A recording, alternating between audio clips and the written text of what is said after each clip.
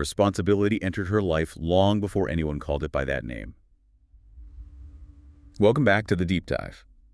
That opening line, it's drawn directly from the text we're looking at today, excerpts from The Silent Architecture of Responsibility, and it really sets our entire mission.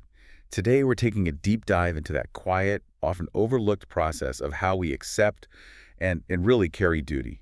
We're going to use the story of a character named Anvika as our guide. And it's such a necessary distinction to make because when you say the word responsibility, I think most people, their minds jump to something huge, a really dramatic moment. Signing a contract, yeah, or a big promotion. Exactly, or taking an oath of office. But what this source material does is it challenges that whole idea. It argues that the most profound forms of responsibility, they almost never arrive with a big announcement. So we're not looking at duty as a single event, a flashpoint, but more like a structure, something that builds up a character over time. A structure is the perfect word for it. We're investigating how responsibility came quietly woven into ordinary days.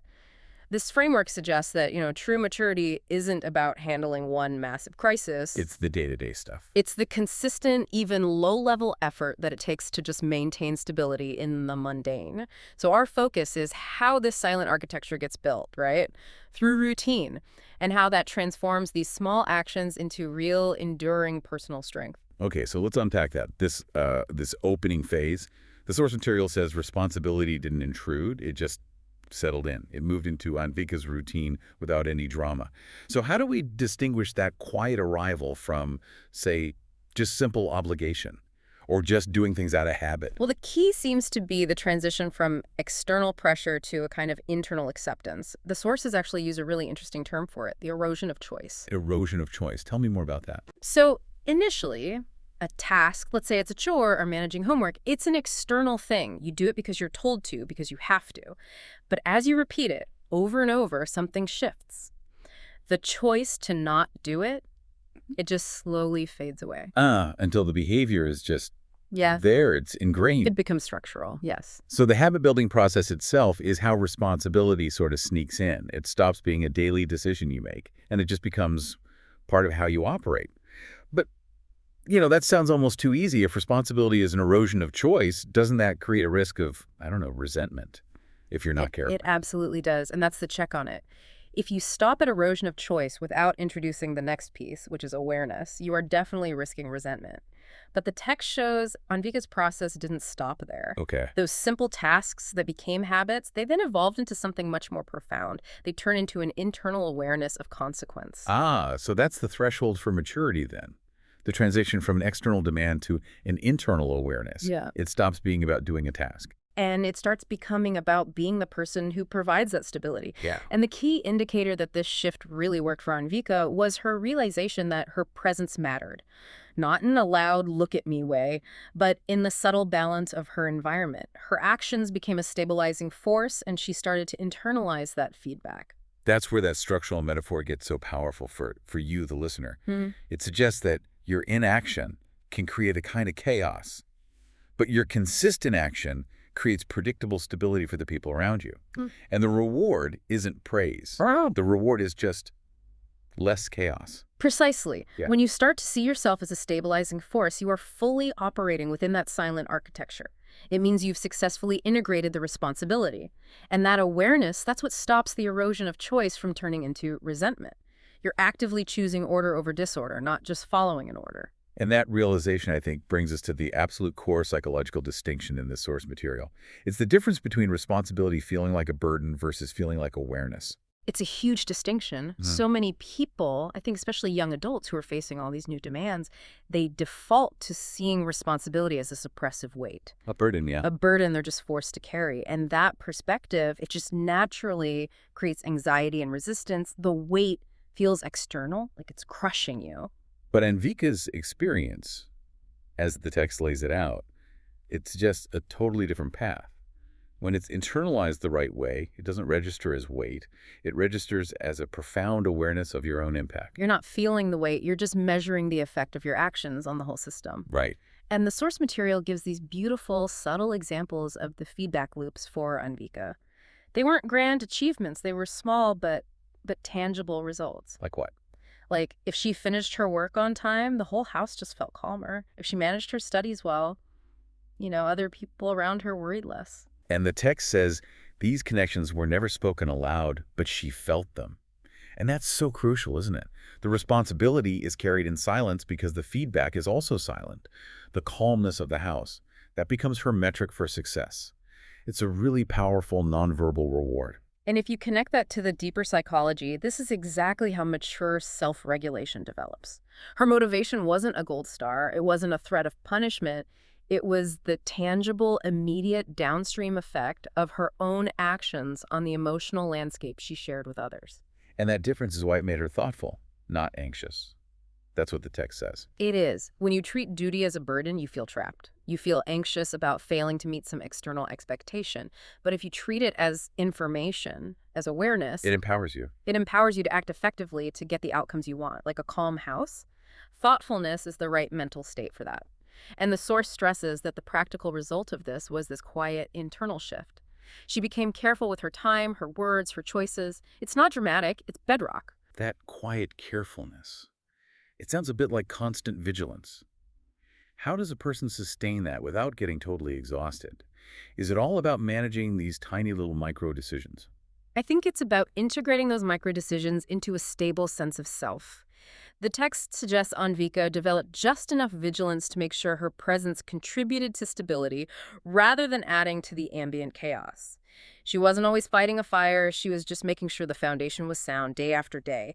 And that consistency is actually way less exhausting than constantly reacting to crises you created yourself. That is a really powerful reframing. So we've explored the internal side of this, how responsibility arrives and how it feels. Let's shift our focus now to the results you can see. How does this quiet duty show up on the outside, especially in a more public setting, like school or work? This is where that whole internal process translates into what we would call true reliability. The sources highlight that in her school environment, Anvika's quiet responsibilities showed up in ways that were, well, they were simple, but they became incredibly valuable to the system she was in. The sources list a few practical things. Preparation without reminders. Completion of tasks without being chased. I mean, in a world of constant supervision and endless follow-up emails, those basic acts signal something huge about a person. They signal that she has basically eliminated the need for managerial overhead. Yeah. The motivation wasn't about getting external praise. She wasn't seeking applause. She just valued the internal satisfaction of being reliable. And this is a fundamental concept for anyone trying to advance their career, or really anything. Reliability is the better long-term currency. Okay, let's spend a minute on that. Why is reliability superior to, say, raw talent or just a loud performance? We tend to reward the flashiest person in the room. We do. But loud performance, while it's exciting, it often requires management. It demands attention. It demands verification. Reliability, though, by its very nature, is a predictive commodity. When a system, be it a family, a classroom, a business, needs stability, it doesn't look for the most exciting variable. It looks for the most predictable constant. So if you're quietly reliable, you are essentially freeing up resources for other people, their time, their attention, their energy, all the things they would have spent monitoring you. That's a huge advantage. Precisely. And the text shows this perfectly. Teachers notice Anvika not because she stood out in some dramatic way, but because she could be implicitly trusted. Trust isn't a reward for performance. It's an invitation to greater opportunity. When you're trusted, you get the keys to doors that are just locked to people who are merely talented. You're given complex, unmonitored responsibilities because people know you are the structural beam, not the temporary floodlight. And there's that structural metaphor again. The reliable person is the quiet foundation of the system. High-level responsibilities, the kind that really shape organizations, they're quietly handed off to those who have proven they can hold weight without needing validation or constant check-ins.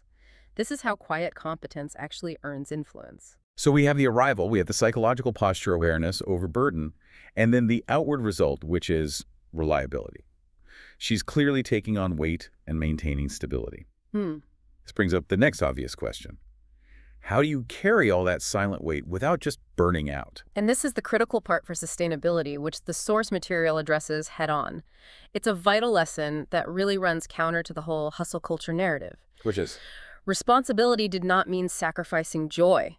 The structure, this silent architecture, it has to include space for lightness. That's the difference between being a temporary hero, someone who sprints, burns bright, and then fades, And being a sustainable pillar, something designed to last for decades.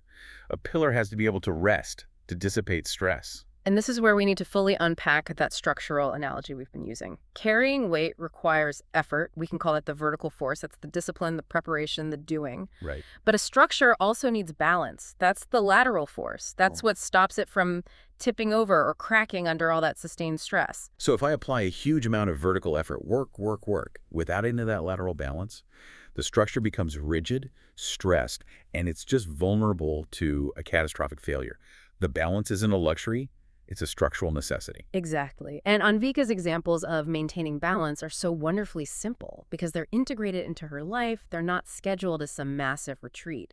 We're talking about the conscious injection of lightness into an ordinary day. What kind of things? A walk in the evening, a shared laugh, a few minutes of rest. That detail about the shared laugh feels particularly important. It suggests her sense of responsibility wasn't isolating her. She stayed connected, she kept her sense of humor.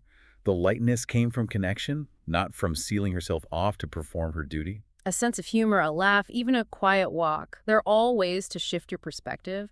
They are momentary breaks from the pressure of that vertical effort. They act like stress relief valves. If you don't build those in, the effort will eventually just consume the joy. And that's what burnout is. It's the structural collapse of your silent architecture. So the big principle Anvika learned was that carrying responsibility required balance just as much as it required effort. This is what ensures that quiet contribution isn't just a temporary phase, but a way of life.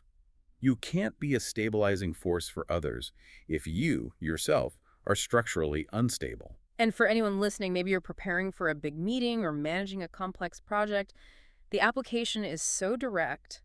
You have to schedule the lightness. You have to value the lateral forces of rest and perspective just as much as you value the vertical forces of your discipline and your work ethic. This has been a really insightful look into the mechanics of deep character.